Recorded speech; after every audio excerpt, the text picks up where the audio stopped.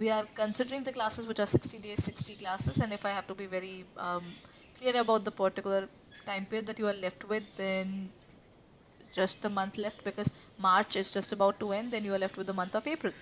So let's look forward towards the first question. The first question says the prime qualities that make accounting information useful for decision making are relevance and freedom from bias, reliability and comparability and consistency, or none of the above. What's the correct answer then?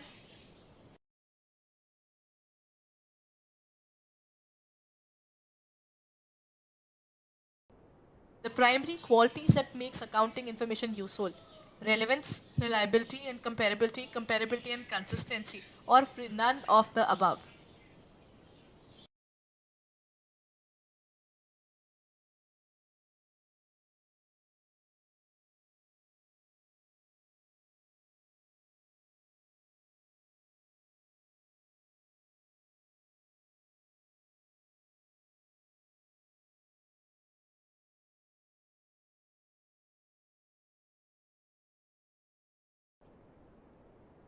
The primary qualities that makes accounting information useful is reliability and comparability.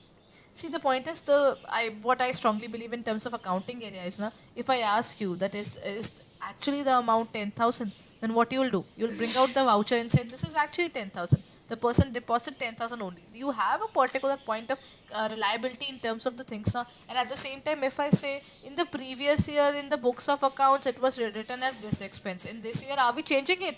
And you'll say no, we are not changing it. Then it is comparable as well, isn't it? Okay. Now comes the next question. The amount or things drawn from business by the owner for personal consumption would, what would it do? Reduce the assets and the liabilities, or reduce owner's equity as well as liabilities? Reduce both assets and the owner's equity, and increase assets and liabilities. What will happen in this case, everyone?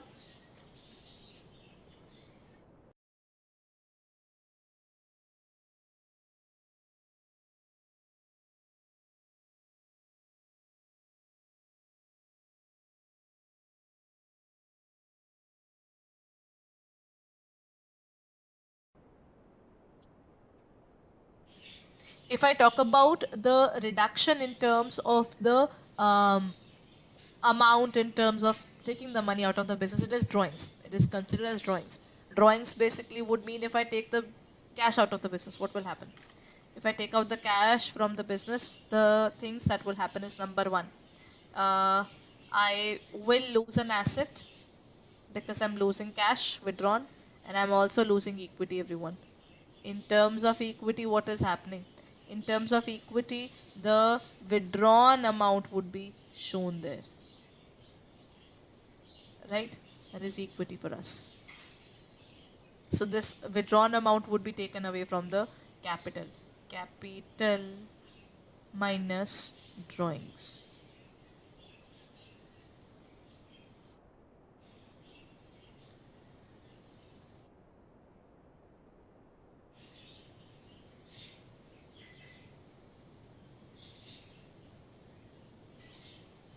Trading account is prepared to find out GP, NP, none of the above, or COP, that is cost of production, everyone. For what particular purpose do we find out the trading account? Number one, the trading account is a nominal account. We call it a nominal account. Why? Because this particular account finds out the debit side or the credit side of the business, right? It finds out the debit or the credit in terms of the business. Then the first thing that will be the balancing figure of trading account would be GP or GL. For the profit and loss account, it is NP or the NL, that is net profit or net loss.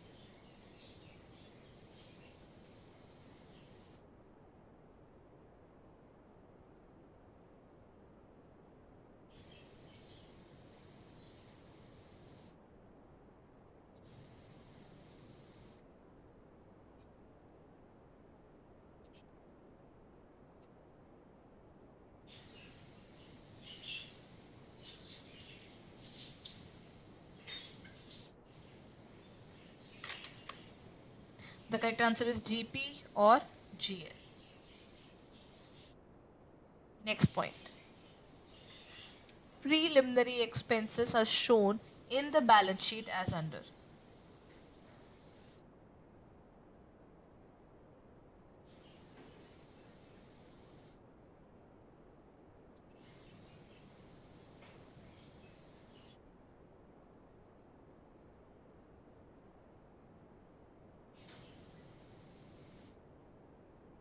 Preliminary expenses are shown in the balance sheet as under, as non-current asset, current assets, or the non-current liabilities, or the current liabilities, everyone. If I talk about this area, it is basically preliminary expenses are basically which we call as fictitious asset. It's not a proper asset, it is not a tangible asset, it's a fictitious asset. It just exists in the books, but overall it has already been done long back, even before the making of the business itself. So it is a fictitious asset. If we have a fictitious asset, it is not shown in the non-current or current assets at all, and even it is not a part of non-current liabilities. But this would has to be this is something which has to be eliminated from the books of accounts. So if it has to be eliminated from the books of accounts, then what will we do? That is deducted from the security premium reserve, because we will use security premium reserve to write off the preliminary expenses. Normally preliminary expenses is not written off in the year itself. It would be written off over a period of 5 years, and that too this is something that the Income Tax Act 1961 has prescribed under section 35B. Next question, as per the Companies Act, the balance sheet of the business is required to be presented in horizontal form, vertical form, either vertical or horizontal, or neither of the above. Technically, if I say the act that specifies this particular method is called the Companies Act 2013, and when we talk about the section which specifies the method in terms of showing the books of accounts is section 128. Section, they have given two parts, part A and part B of their format, which specifies the way of working of that particular organization, and that would be a horizontal form. There are two forms, vertical, sorry, this is a vertical form, this is a vertical form. A horizontal method is used in terms of the sole proprietorship and partnership. What they create is a T-shape account. In terms of horizontal, first of all they write all the equity and liabilities, and then they write all the assets, and all the books of accounts are prepared in this manner. So it is vertical form. Next question, which statement is true related to the hybrid or mixed system of accounting? Then in terms of revenue and assets are recorded on accrual basis, or expenses and liabilities are recorded on the cash basis, or none of the above, everyone.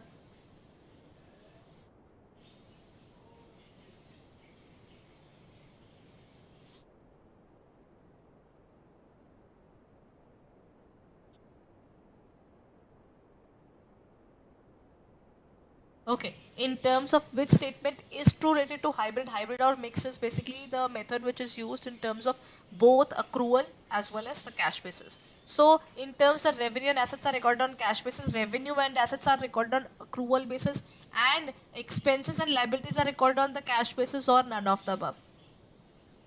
See, in this, what happens is, if I talk about the assets and revenue, till the time they are not actually in your hand, you cannot recognize it. In terms of expenses and liabilities, even if it is accrued, you'll note it down. That means if you are supposed to pay to someone, you'll remember. If you are supposed to receive the money, till the time you don't hold that money in your hand, you cannot record in the books of accounts. So that's the point. The answer would be that revenue and assets are recorded on the cash basis. Next question, what do you mean by accommodation bill, everyone? If I talk about the accommodation bill, it is to finance actual purchase or sale of the goods, to facilitate trade transmission, to cater the funds requirement of both the parties, or none of the above.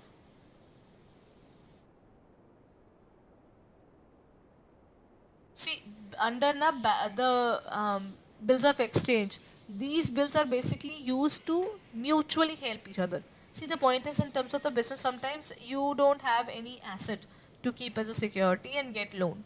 So what you do is you create a particular asset. This is not even an asset there. You create an asset where I issue a bill on you. That means I have a bill receivable, that, but I money, but I'll just prepare it in the books of accounts, and you will be giving me 3 after 3 months you'll be giving me 3 lakh rupees. I do not, you and I, none of us is having collateral securities or good amount of money to prepare for our project, but we need money. So what we do is will sell this BR or bills of exchange to the bank there. Now the bank will give us a little less if the value of that particular bill is 3 lakh, then they will be giving us maybe 2 lakh 95,000. So this 2 lakh 95 would be divided among the two people who are there. That means the person who issued the bill and the person who got the bill, right? So what will they do? Both of them will share that particular money among themselves. Once they share the money among themselves, after 3 months they will club their money and give the money back to the bank. In this case, they are accommodating bills. They are basically helping each other in terms of generating funds for them. So in this case, what is happening is this is done to cater the needs of both the parties. Next question, everyone.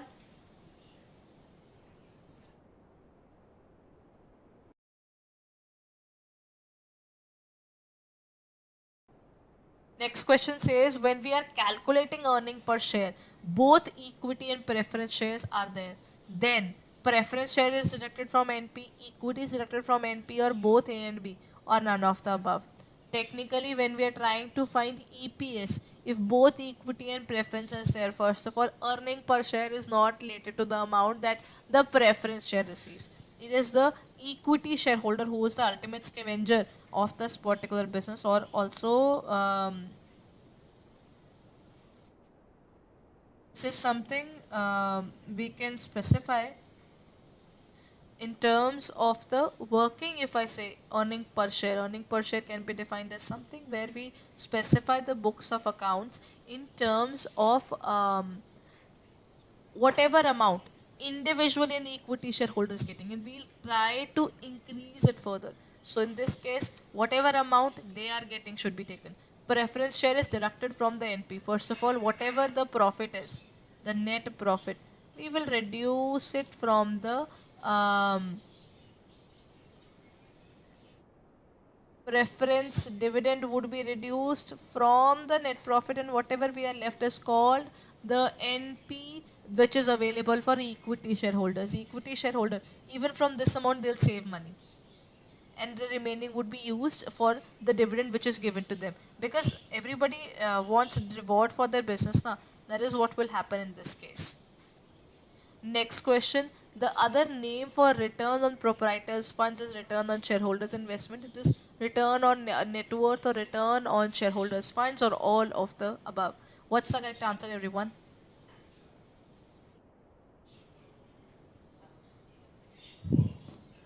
The other name for return on proprietors funds is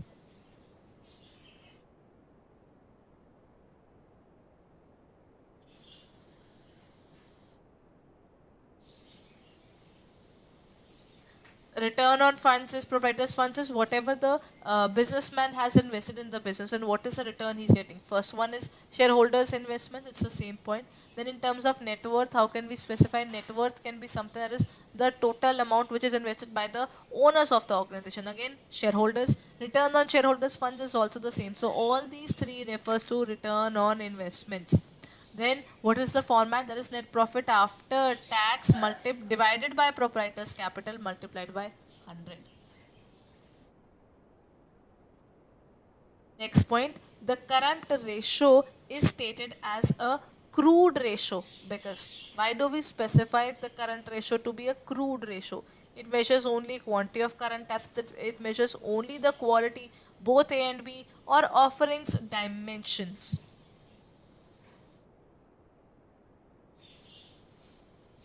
Current ratio is, the formula for current ratio is basically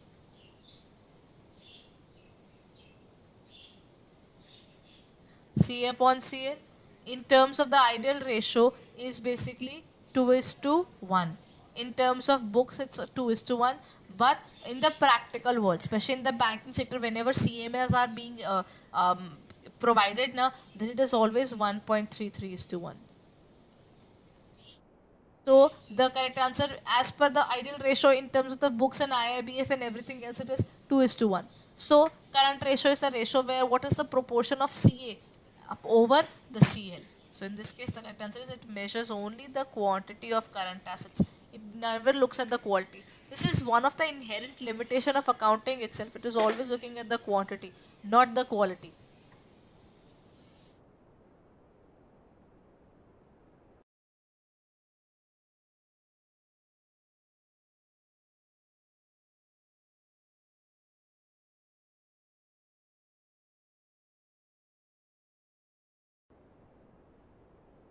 Okay, so this is it for the day, everyone. If you're preparing for this particular examination, have you checked out our JIB batch yet?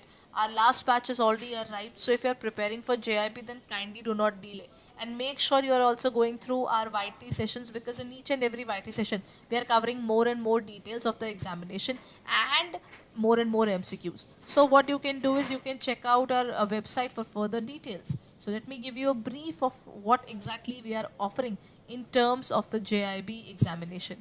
What you need to do is you need to go on to our website.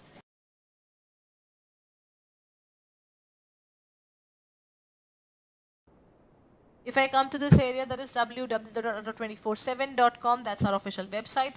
What you need to do is you need to go down there in terms of the JIB and CIB examination.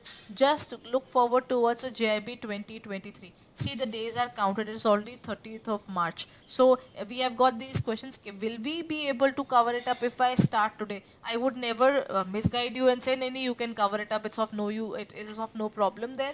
You can just proceed further. Remember, it is going to be a challenge if you're starting today. And if you are thinking about starting today, then kindly do not delay it any further. You will have to put an extra effort, considering that you are also working and at the same time you also have a family life. Plus, the closing of this year is also here.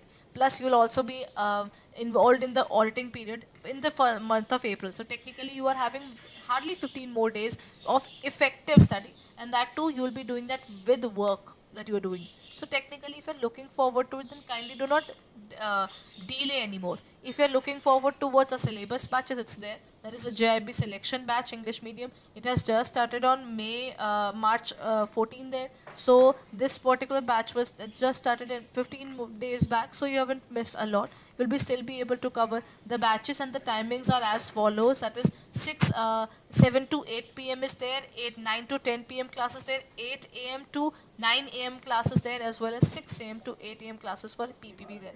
All these batches have started. What you need to do is you need to click on the area of buy now. You can use the code buy541 and you will be able to buy it at 3999.80 at 80% discount.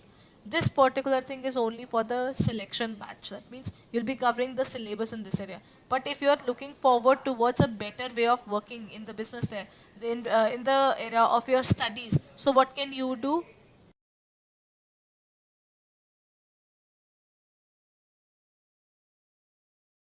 You can check out our courses in the website. Other than this, we have got another course which is basically a JIB Ka Mahapack that not only includes the syllabus but it also includes the test series, ebooks, and even the revision batches that we are going to come up with. Technically, that means whatever we are introducing in terms of the JIB and CIB examination all together, everything will be a part of it. 1100 hours of live classes, 72 test series, 557 videos, and 130 ebooks, and what next? All the CIB elective subjects are there. You will be getting the previous batches plus the current batches that are going on in that particular subject. Whatever batch we are done with, you will be able to review that batch, and whatever the batch we are coming up, both in English medium as well as the bilingual, both of those things would be open for you. If you are looking forward towards this examination, then why not look at it with us? So you can use the code Y541, and in this case you will get a better discount. It is of 10,799.